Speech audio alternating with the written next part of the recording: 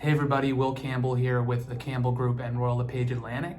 And in this video, we are going to talk about mortgage insurance. We're going to discuss what it is, what it covers, how much it costs, when you pay it, and whether or not it's a good idea for you to try and avoid it.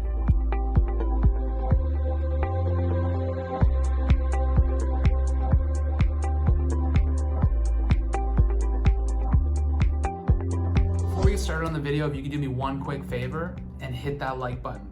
It is the best way of saying thank you if you find this video beneficial, and it will help push this video to other people that may find it beneficial as well. It also will keep me motivated to keep making more videos like this. So if you can help me out and hit that like button, I would very much appreciate it. But without further ado, let's get right into the video. First things first, what is mortgage insurance? The best way to describe mortgage insurance is an insurance policy purchased in order to secure what we call a high ratio mortgage. Obviously, high ratio means more risk for the bank. So basically, the bank is saying, we will give you a mortgage at more of a high risk, meaning less down payment, as long as you're willing to purchase insurance that will cover us in the event that you default. Now, I know nobody's thrilled about buying insurance in general, especially when you're buying it to protect somebody else. But for most people, it's a necessary thing. Saving up 20% down payment in order to purchase your first home just isn't realistic for everybody. But it's not the end of the world, and oftentimes paying this fee in order to make sure that you get into the market earlier is well worth it. So how much is mortgage insurance? Well, mortgage insurance is 4% of your loan amount. So let's just say that you were buying a property for $500,000. You need a 5% down payment, meaning you need $25,000, leaving your loan amount at $475,000.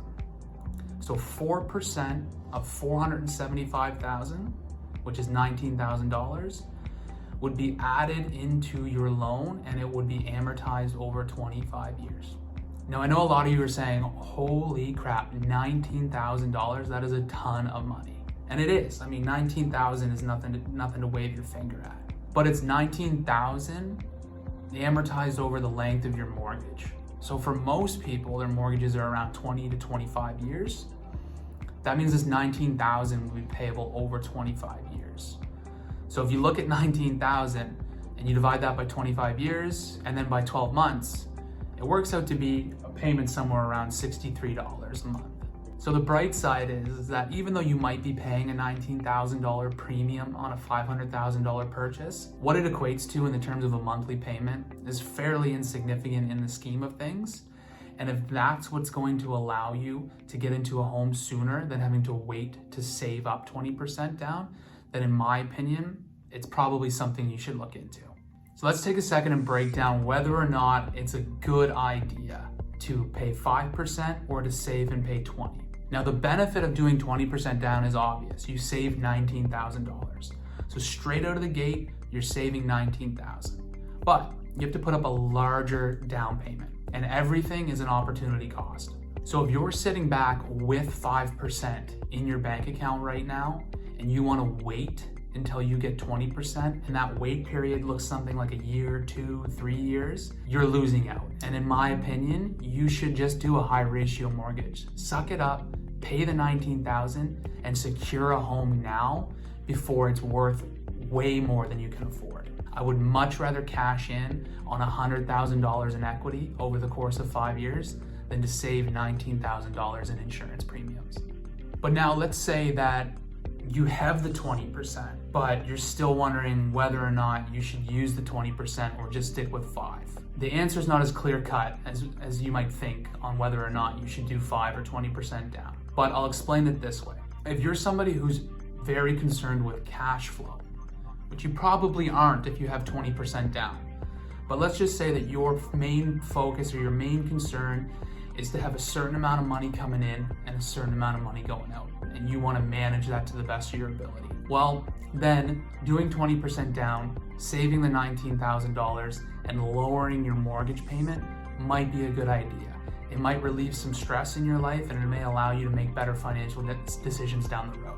But if we're looking at it from a pure investment standpoint, let's break it down like this. We all know that you stand to save $19,000 in insurance premiums by doing a 20% down payment. But there are a lot of things that people don't factor into their decision making. First and foremost, you're likely gonna have a higher interest rate on a conventional mortgage than you would on a high ratio mortgage.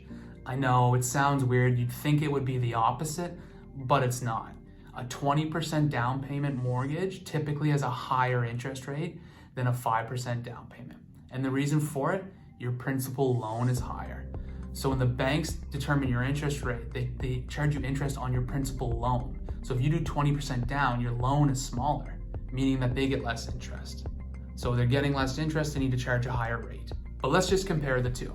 So we mentioned earlier that if you were doing a 5% down payment on $500,000, that's $25,000. A 20% down payment on $500,000 is $100,000. So we're talking about a cash difference of $75,000 that you would need to put down on that property. Now, although putting that $75,000 down on that property would lower your principal, it would lower the amount of total interest that you pay, and you would save those CMHC fees. But we're talking somewhere, like I said, we know that the CMHC fee is $19,000. The interest savings, might be a couple thousand, maybe. So we're talking $20,000 in savings.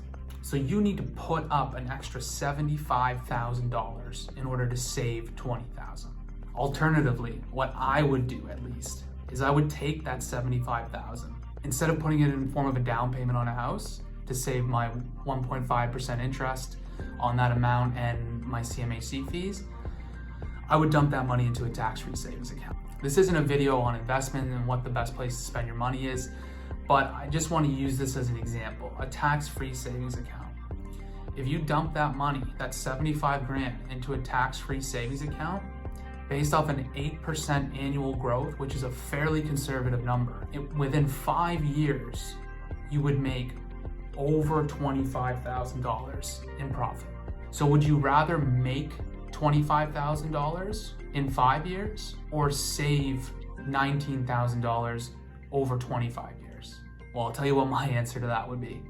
8 days a week, I'm picking make $25,000 over save 20. At the end of the day though, you know your financial picture better than I do or any financial advisor does. So make sure that you're sitting down and talking to people and making the decision that's best suited for you. If you'd like to pick my brain on this topic or chat about anything real estate related, you can book a phone call with me by clicking on the link in my banner in my YouTube channel or by clicking the link in the description below. It's super easy. You just log into the website, book a 30-minute phone call, whatever time I'm available and that works for you. And I would love to chat with you about your 2022 real estate goals. I hope you guys found this video beneficial. I'm trying to put out as much content like this as possible. If you did like this content and you want to see more videos like this, please make sure that you hit the subscribe button and the like button and check off that notification bell.